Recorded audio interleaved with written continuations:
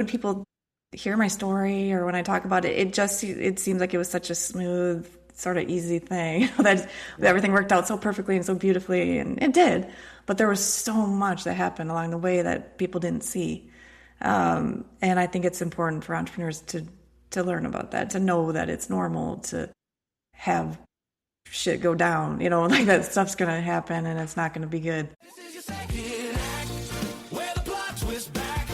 You've been there, done that, now you're building for the love. The stack, oh yeah, laughing at the highs and the lows you track. Welcome to your second act. Jamie, welcome to the show. Hi, Jared. Thanks for having me. I'm really excited to have you. I have this funny little story, which is when you and I were talking about doing this podcast focused on the second act, I was familiar with Schmidt Naturals, which is the company that you founded, but I knew it more from marketing. I have a marketing background, so it was like, oh, this cool packaging and everything. And I tell my wife, I'm like, oh, I'm going to be interviewing Jaime Schmidt from Schmidt Naturals. And she opens up her cabinet and has the actual product there. And so I asked her, I said, well, how did you find this? What was the deal?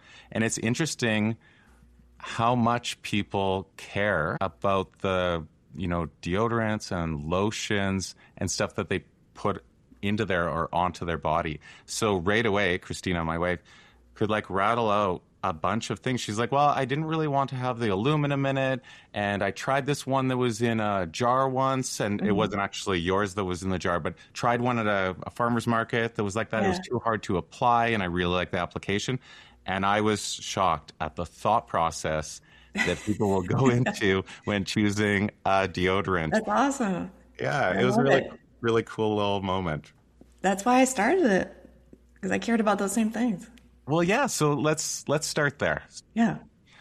I want you to tell the story from your view, but I know that you were looking to solve really a problem for yourself around finding a natural deodorant product. But walk me through a moment of inspiration. Sure. Yeah. I mean, it started kind of selfishly. I was just, on the quest for a deodorant that worked, that was clean and that smelled good. I was pregnant at the time. This was, back in 2010. So new mom, with different priorities, looking more closely at product labels, being more conscious of the foods I was eating. And deodorant was one of those that, some people might not take very seriously. It sounds like, your wife is one of those that cares. And I was, in that same boat, kind of for the first time ever, really just being really, really conscious of everything I'm ingesting, because I was a paranoid, newly pregnant woman. And nothing seemed to be working in terms of natural. This was very early on the scene, 2010. We had a couple brands to choose from. And those choices just felt very limited and ineffective for me. And I think it was a shared frustration at the time, just from conversations I was having with friends and people at farmers markets. So I started to make my own. I just did a little research on what would help with body odor and wetness and be the cleanest, safest option, and threw some things together on the kitchen stove. And next thing you know, I have a deodorant in a jar. I, at that point, did not have a stick. That was very daunting. The idea of formulating something in a stick, it just was a whole other challenge, which came later. So I took my jars to the farmers markets and realized there were more people that needed this. And, they worked so well for me. And so I thought, let's get this out there into a bigger community. And it took off. People were really interested. And it was pretty amazing to see that something that I just, an idea I came up with on a whim for my own personal use, became popular so quickly with the local Portland community. Yeah. And so what even goes into a deodorant? So are you making this literally in a pot, or how does this come together? And this was before AI and ChatGPT, right? I couldn't just log on and say, tell me how to make a deodorant. So there's some deeper research that went into it, and formulating, and so much trial and error. But the base at the time was baking soda, which is known for absorbing odors. We use that in our refrigerators and other things to help keep them odor free. And then for the texture, needed something kind of creamy and nourishing to the skin. So I was using shea butter, coconut butter, some coconut oils, and then started incorporating arrowroot powder, which is also known to help with wetness. So just the trick was really getting the right formulation, the right ratios of ingredients, Oh, and then knowing which temperatures to melt things at and to mix things at. And that was all just trial and error, like handwritten notes. I didn't have a sophisticated system really. It was literally paper, like with a pen, writing down, what's working, what's not, what do I need to tweak. And all these papers are stained in oils and grease, and it worked for me. I didn't have anybody to answer to except myself at the time, and a few customers. So I had that luxury of just trying everything to see, what landed. yeah. It's almost like you're making food, right? No, Like, yeah, for sure. you're using your kitchen, you're using ingredients from your fridge and from different places. Yeah, What about I know that you mentioned scent was really important, like yeah, what the scents were. How did you get started with that? Or what did you decide on right. was going to be your first scent or your favorite one? Yeah, that was the fun part. I love fragrance. I like, perfumes and essential oils and flowers and just anything, that smells good. But I like natural smelling things. I don't like the synthetics, which were pretty prominent in the deodorant space. So I just bought a bunch of essential oils. But keep in mind, it was on a budget for sure. So when I say I bought a bunch of, I mean, that was an investment for me. Like I couldn't, and they're not cheap. So I bought the ones I thought smelled interesting and started mixing different combinations of fragrances. And again, a lot of balance there, trial and error.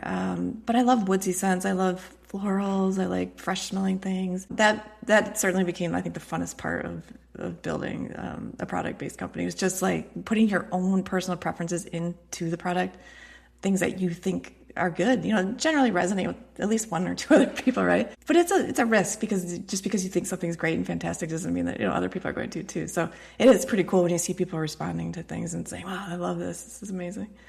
Yeah, because it's subjective, right? Like what I Right. think is a great scent might be different than somebody else.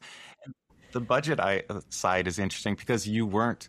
This it wasn't like, hey, I'm going to do a startup and I'm going to raise money and I'll invest this in. Right. You're literally making like, hey, I'd like to have a natural deodorant. I'll make it myself. If I went and bought this at the store, it's going to be $6. So my budget is $6. Like your budget wasn't $500 to do it for yourself. Right. And it was all just personal money. Like I didn't have a business bank account at the time. Right.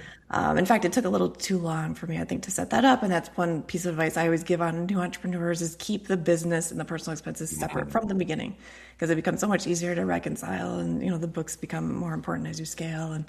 And so that got a little messy for a while. Yeah.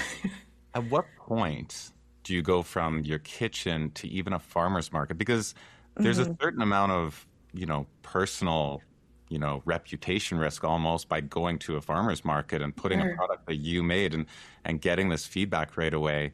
Like at what Yeah. point did you decide, okay, this is ready to go outside of the house? That's true. Yeah, I mean, I feel like I didn't have a whole lot to risk. No one really knew who I was. Portland's kind of a forgiving community. It's just a culture of people who are trying things and expressing themselves, artistically in different ways. So I feel like the environment there was perfect for me. But it was scary. I had no experience in sales. I didn't have any, background in science or chemistry to go out and talk the talk of like, why this is the best formulation. It was just like, hey, this deodorant's really great. You should try it. But people, they were into it, and there were definitely some skeptics, especially because the deodorant was in a jar, and that's not something that you see all the time. And so you have to apply it with your fingers, right? So it's a little different from just, your classic deodorant stick. So that was another hurdle, I think, was just to get people to take it seriously. But then once you start seeing the feedback or hearing the feedback and seeing people excited about it and coming back, week after week to see what's new, and, that's when you realize, okay, I'm kind of onto something here. Yeah. And so that initial feedback from those farmers markets, did you make a lot of changes to the product over that time? And if Yeah, so, what was absolutely. I took everybody's feedback so seriously, which was great in the beginning, but that becomes overwhelming and sort of impossible, right? Because everybody has their own opinions on texture and scent and things. And so while I wanted to please people and to incorporate, my customers as much as I could, you have to draw the line somewhere and say, okay, where am I seeing patterns of feedback, right? Is there a consistent thing that I'm hearing all the time? And also just trusting your gut and making decisions that might not please every single person. Yeah. Yeah, I imagine someone's like, I don't like the, whatever that's first. Yeah. I prefer And this. I'd be once I started sharing my phone number, like once I was in retail, I was be on the phone with people forever talking about deodorant and their armpits. because I just wanted everyone to be happy. And so people have a history of like, serious issues with deodorants, or maybe they had bad skin reactions, and or they, whatever it might be. There's just armpits are serious business. So Right. people want to talk about it. And so I would take time out of my schedule and just go all in with customers and be on the phone forever. So again, like once you realize you have to draw the line somewhere and start hiring customer support people and things, but yeah. I can imagine you're the only person that they knew that they could talk about their armpits and like their body. Or Yeah. Oh okay. yeah. I became like therapist slash doctor, slash, all the things. Yeah. And at what point did you find that this might be a business? So you start out, you're like, I've got a problem. Yeah. And you probably solved your own problem relatively early. Like you built a Yeah. product and that solved the problem. At what point did you decide this is either a business or, hey, I'm going to solve this problem for all these other people as well? Yeah. I had people at my booth at the farmers markets asking what stores they could find the product in. And that's when I realized maybe this could be something that sits on store shelves, and maybe there are more people that, that need this product. And so I started taking it pretty seriously and realized that there was big potential. So I started pitching some of the smaller local retailers. I was doing consignment, which, you lend your product to the stores. You don't get paid until it actually sells. Yeah. So it's less risk for these smaller independent retailers. And then once I started getting momentum there, I started setting up wholesale accounts with some of the bigger stores. I sort of started with the smallest stores possible that just felt safe for both of us. And then kind of began to build from there. And I went natural retail or food co-ops next, and then natural retail chains like Whole Foods.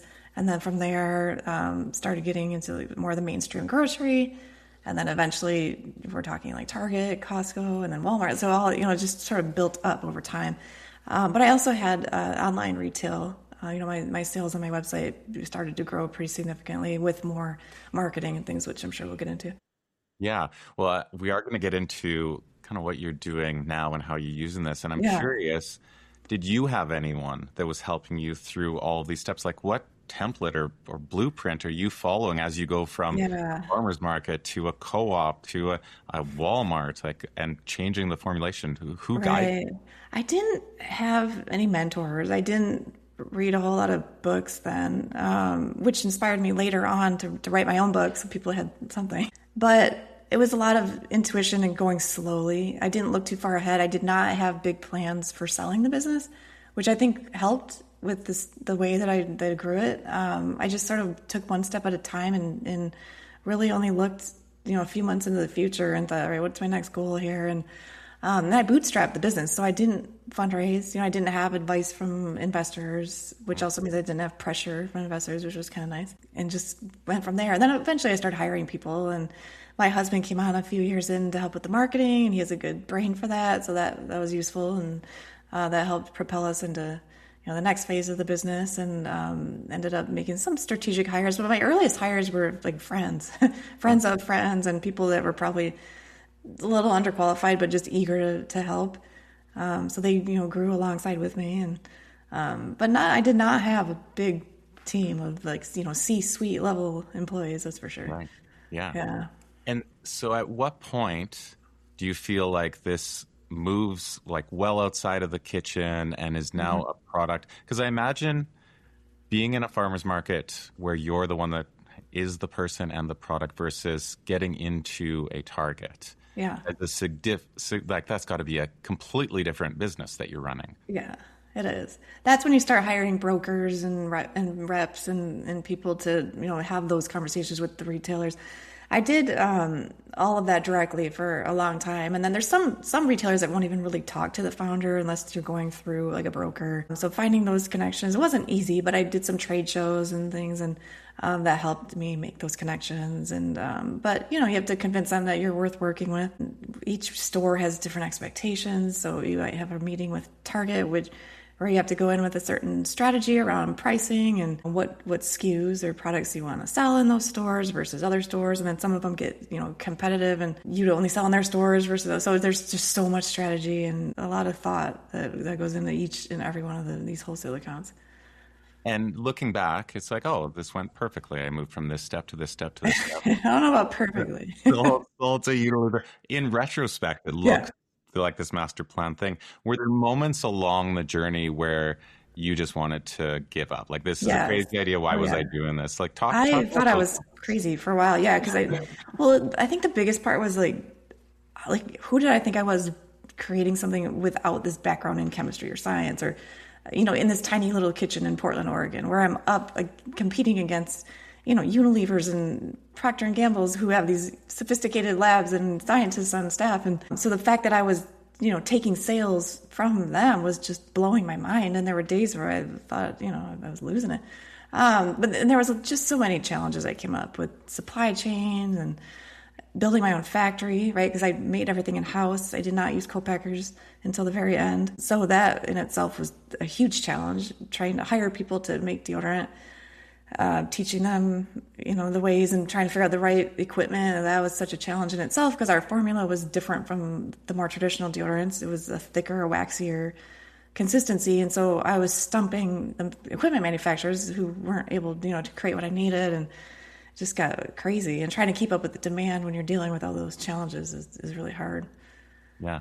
And you're building this all from the first time. This is the first time Right. you created a CPG brand. Yeah.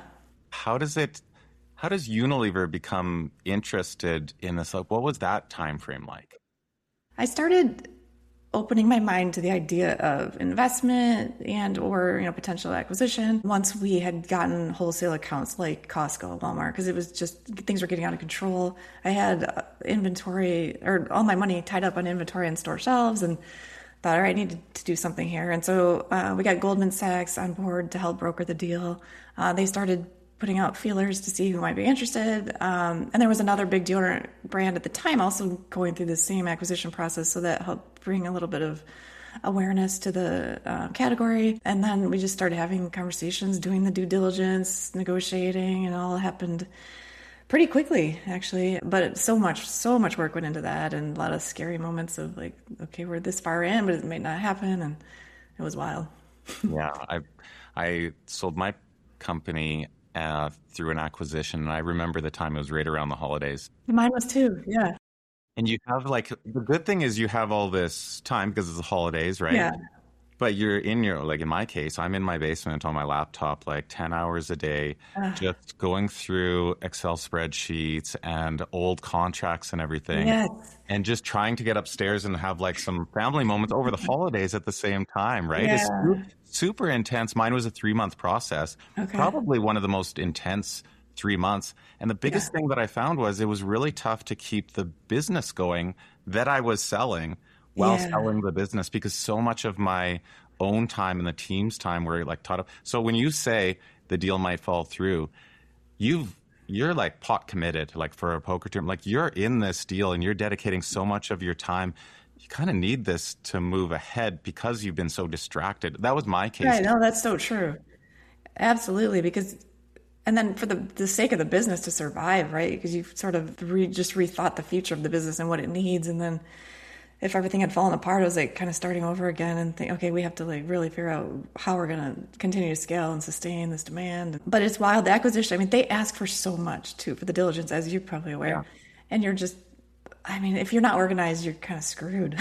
There are some things I don't have that, and I'm sorry, there's nothing I can do, right? So that's another thing. I guess takeaway for entrepreneurs too is, if there's just keeping everything organized, and you don't have to be thinking about selling the business, but it's just there's going to be a time when someone needs something, keeping your contracts all, in tip-top shape, and negotiating contracts too, and not getting locked into the thing like 3-5 year contracts, because that's not good, right? When you do sell the business, they don't want to be tied into these contracts with outside agencies and just right. I mean, keeping it all.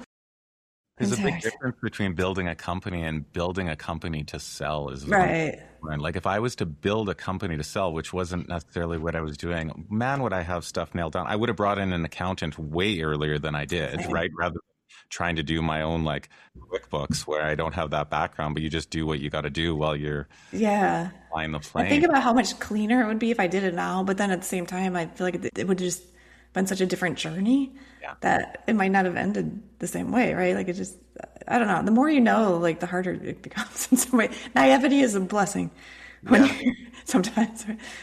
Yeah. Well, so you sell the company. That was in what year was that? 2017. Yeah. And how long do you stay on board? What does that look like after? What's the feeling that you Hmm. have? There's a day where Yeah. the transfer happens, right? And you hit refresh on the bank account type moment, and that's where things Oh are my God. are real. What does that exact moment feel like? Because this I've found is different for every founder. Like Yeah. the actual emotional feeling when it's not yours anymore. You've been essentially like paid for that Mhm. work. What did that feel like? Well, it was really hard for me to know what capacity I wanted to continue on in, and I had a lot of control over that, and it was not easy. Because for sometimes I would think, all right, I want to stay on an operational capacity and keep working hard. Other times I wanted to, cut back maybe 50%, and then there were times I wanted to sort of just be done for a while and still stay connected on a more of a ambassador type, basis. And I ended up going with that latter option of like still staying on with the brand, but not operationally. I felt like the company was in great hands with Unilever and all the talent they had there and all the connections and things. And so I stayed on as a spokesperson for a few years. And yeah, the emotional part of it, it's very hard to describe.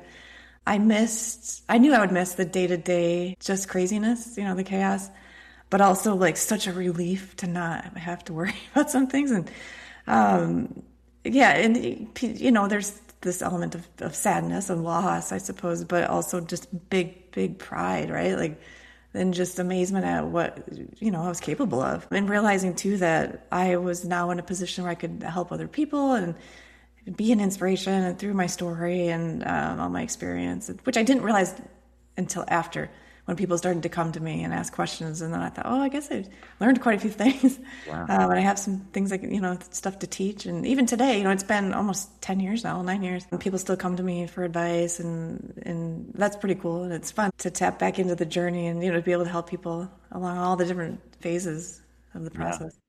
You you probably don't realize that you were one of the first people that helped create this natural category. And if you look back, a lot of these like Unilever and Procter Gamble, they acquired a lot in a similar template now to what they did with Schmidt's Naturals, like Yeah, happening more and more often now.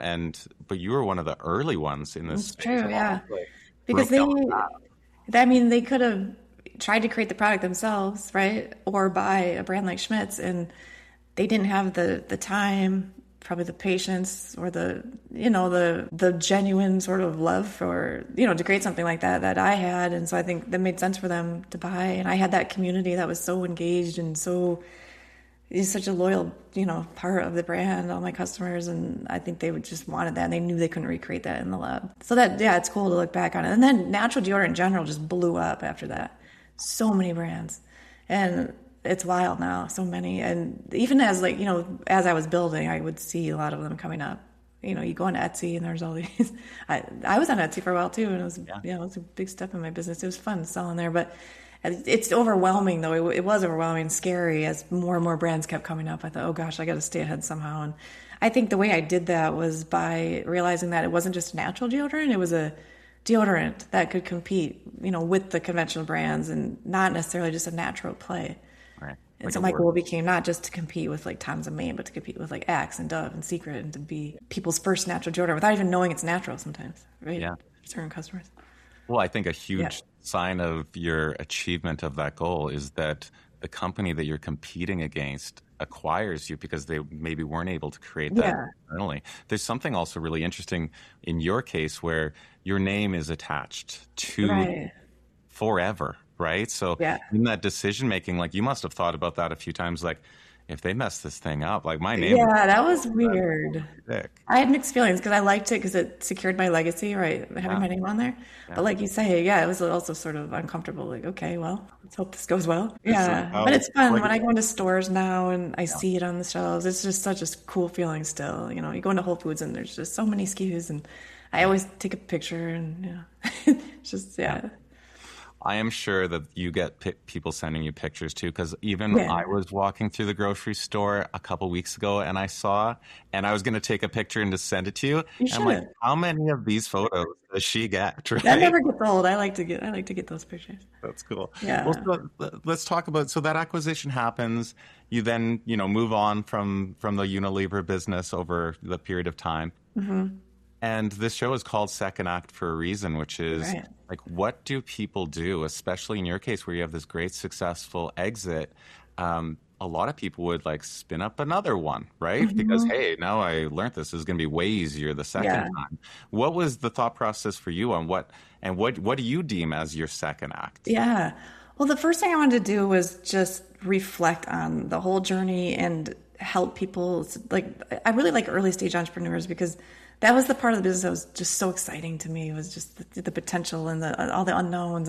And so I was pretty eager to respond to people who were reaching out, but then realized like it was a lot, and I couldn't keep up with everyone. And so I thought, how can I reach the most people? So I decided to write the book. It's called Supermaker, which is kind of a fun spin-off maker. I started in the maker community, but became what I deem a super maker, crafting business on your own terms. And so the idea there is that there really is no playbook, right? There's no formula.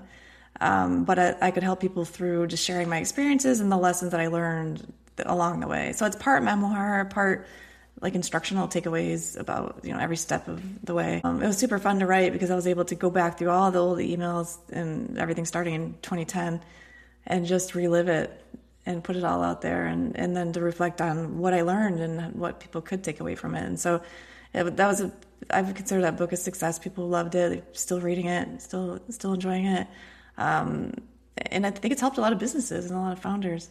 Yeah. So that was really cool. And so people ask all the time, are you going to start another CPG company? And my first thought is I could never recreate that experience. It was such a unique way that it transpired, and grew. So if I did, it couldn't ever be as special as that was. And so we also started an investment fund, my husband and I, another way to reach more brands. And it was interesting though, because I didn't take on any funding. So to then start a fund myself was a surprising step for me, but it made sense. I thought, all right, I'm going to help people, first of all, decide if they need funding. 'Cause there were so many people who reached out and said, for investment, and I said, maybe you don't need it. Like, let's rethink this. And, maybe capital is not the answer for you right now. And then just plugging in, from the operator perspective and not just providing capital, but actually experience and insight that was super valuable for a lot of founders. And that fund has evolved. We started out with early stage entrepreneurs in CPG, but as our interests have evolved and as, the economy sort of shifts and things change, and we've kind of expanded our thesis there. And so we're looking at like some tech plays. We are also heavily invested in pro pickleball because we both play on a personal level and love the sport, and it's growing so quickly. So it's fun. It's fun to have a fund where we don't have other people to answer to. It's just the two of us, so we can make all these decisions. And yeah. And it's not like you have to rebrand yourself, but you wrote a book. Mm-hmm. Do you think you're going to be an author and you're going to write books? Like, tell me about that experience of sharing all this knowledge. We'll link to the book actually in the show notes if people want to pick it up. But I'd love to know first, like, what are a couple pieces of wisdom that you felt like it was worthwhile for you to get this out in a book format so it could reach lots of people? Like, what are the lessons you really learned without giving away the whole book? Okay. I think one is just sometimes when people hear my story or when I talk about it, it seems like it was such a smooth, sort of easy thing that everything worked out so perfectly and so beautifully, and it did. But there was so much that happened along the way that people didn't see. And I think it's important for entrepreneurs to learn about that, to know that it's normal to have shit go down, like that stuff's going to happen and it's not going to be good. And so I think that's probably the most important part of the book. I think also the personal transformation that comes with being an entrepreneur is one that you don't think about maybe as you're building, but when you reflect back and realize how vulnerable you have to be and how much as a person you change, willingly or not. And I think that's important for entrepreneurs to realize too. Yeah, and again, just like not pushing it on people that this is the answer, this is how you do it, this is step 1, 2, 3. It's more, this is your story, this is your journey, and this is sort of a framework for, how to maybe expect things to go, but staying flexible. Yeah, I think people that are in it, let's say they're building their first business, they run into all of these bottlenecks and frustrations, and times they're going to give up. And they probably look at other people that have been successful and they're like, Yeah. why did they have these problems along the way? Yes. Like, obviously, I'm doing something wrong. And my own experience was the same too. There was a point where we had to like lay off a bunch of the staff on the team. I remember the day. It was like the middle of summer, and me and my business partner like, we're going to have to do this.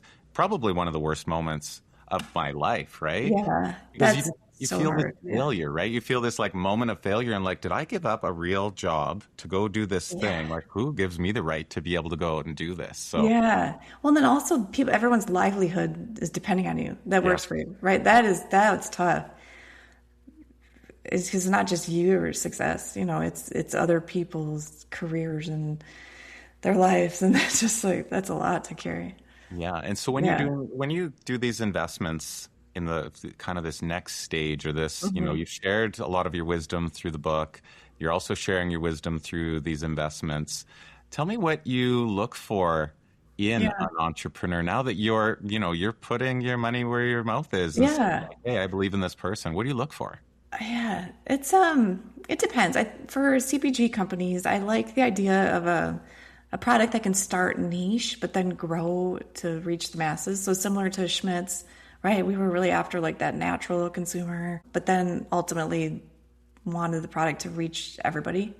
And so I think that's sort of it's a nice path, I think, for consumer products companies, is to start, because you can't please everybody in the beginning. You have to have, hone in on a niche and really nail that and then expand from there. So that's important. Others, you just taking a bet a lot of the times. And truly, like, the founder has a big role in it. Just talking to somebody, you just know, right? You can tell. And which is crazy, because if someone had talked to me when I was building my business, especially in the beginning, I don't know what they would have thought about me. Like, who the hell is this woman? But when I'm talking to founders, like, I don't know. I want like a certain sort of energy. So I suppose I had that energy, Yeah. but I just never thought of myself as like, that serious businesswoman that's like going to land an investment. Yeah. I guess there's a lot of vibes there, Yeah. a lot of vibes involved. It's wild. It's hard to articulate, as an investor. And then there's the diligence you go through and the projections and all the, like all the technical scientific, philosophy behind like what makes a good investment. And we have a team that helps with that and everything. But And what yeah, do you find? Have there been portfolio companies that you can share the story of where you're just like, this is it. This is the kind yeah, of thing the reason I invest is because, hey, right. like, kind of, One success story of ours was Hero Cosmetics. They're a pimple patch company. yeah, And she took it all the way and sold it. I was actually a mentor to Ju, the founder. Early on, we did this thing through Inc. magazine where they partnered the mentors with founders, and I was her mentor through through a pretty critical stage of her business. So that was cool to be involved. That was before we invested, and so yeah, that was a great product. And then again, you could see that a lot of other companies were coming up doing similar products to hers. So she got in early enough. And then we just had a nice return on our pro pickleball investment, which was pretty shocking so early to see that. And that was a riskier one. That was one where we were sort of in it for the long haul and didn't know what would happen. It was more kind of a passion play also. So that was pretty cool. So there's others. We have a great portfolio. I love all our companies. It's fun to get their updates, and everybody's at different stages, and some need us more than others, on a regular basis for advice and things. But it's great. yeah. I'm curious. Do you feel like this? Let's call it your second act, which is sharing all of your learnings and your journey, and then taking some of these resources that you've been able to accumulate, and then like applying them to other founders.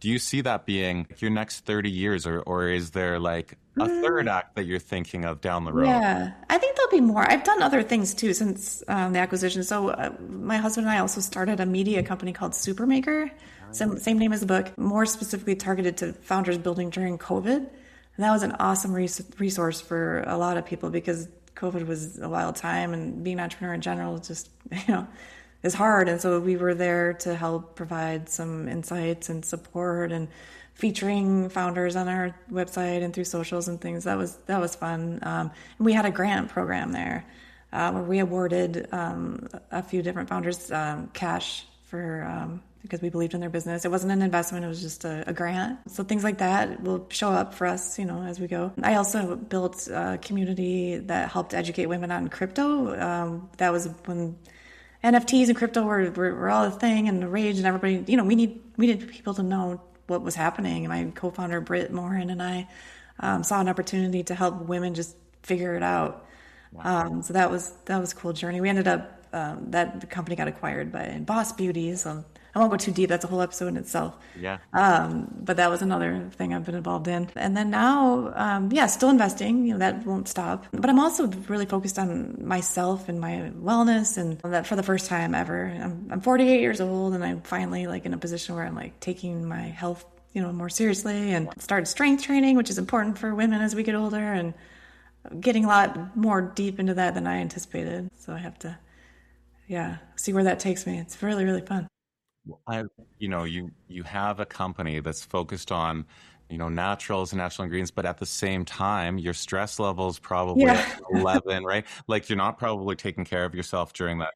And yet the mission of the company is kind of almost adverse to what you're doing just because you're just in it, right? That's so true, you finally have the time to focus on that. Yeah. Yeah, that's cool. Yeah, it's true. I see this. I definitely see this theme of, helping and sharing and educating people through everything that you're saying, whether it's crypto or pickleball or investing in CBD, right? If you were to think of what you would share with all these founders out there that are just, and not even necessarily founders, but just everyone, a lot of people would love to start a company. Yeah. They're just scared to start. Right? What do you say to that person that's working in a job that maybe they don't love or finds a problem they'd like to solve? But what do you say to those kind of people? I'm sure they ask you about this all the time in real life.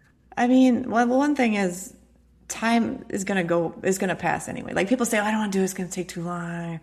Time's passing anyway. So why don't we work towards something during that time? And you can go at your own pace. You don't have to fully jump in. If you're working and the idea of just quitting and starting is scary, which as it should be, build slowly. Have some little side projects while you're starting. I did that. I don't talk about that a lot, but in the first several years, I was working part-time jobs. I tried to work jobs that were somewhat relevant to the business. So for example, I was working at this company that made these DIY kits for different products and things. So, similar to building my own products. So I was kind of learning the steps of that. I got a peek into the wholesale retail world. I did part-time hours at a small little store just so I could see how stores worked, how they bought products and things. And just so if you can find work that is relevant, that's valuable. Or stay with your current job and just maybe cut back your hours a little bit.